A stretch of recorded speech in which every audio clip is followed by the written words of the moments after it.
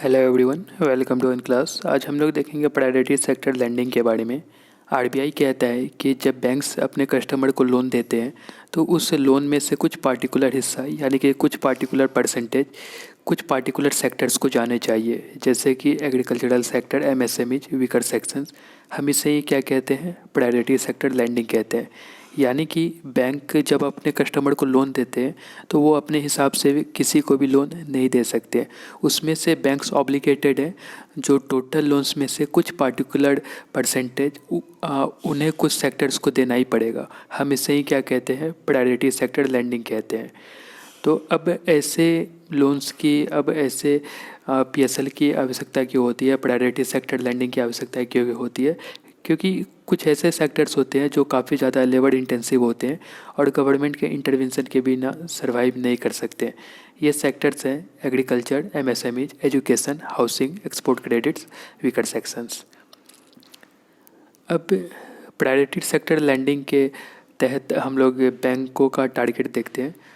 जो भारत में domestic commercial banks and foreign banks है जिनका 20 से ज़्यादा ब्रांचेस है, वो अपने टोटल लोन का यानी कि टोटल एडवांसेस का एटलीस्ट 40% उन्हें प्रायोरिटी सेक्टर को देना होगा।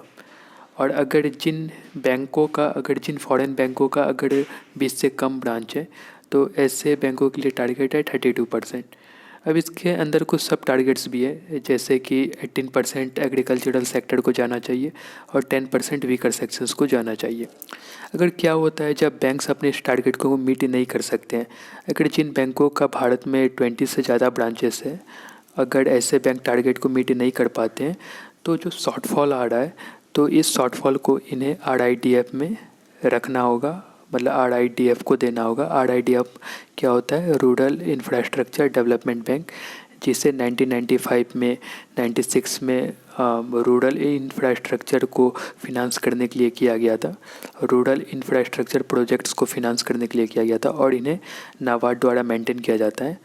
और जिन फॉरेन बैंक्स का अगर 20 से कम ब्रांचेस है, ऐसे बैंक अगर फेल कर जाते हैं अपने टारगेट को मीट करने के लिए, तो जो उनका शॉर्टफॉल है उसको कहाँ पर रखना पड़ेगा, तो उनका फंड कहाँ पर रखना पड़ेगा, ये एससीडीएफ, स्मॉल इंटरप्राइजेस डेवलपमेंट बैंक के पास रखना पड़ेगा।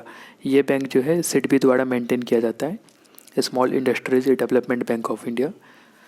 तो ये था आज का हमारा टॉपिक। अगर आपको कोई दिक्कत है तो आप कमेंट में पूछ सकते हैं। Thank you.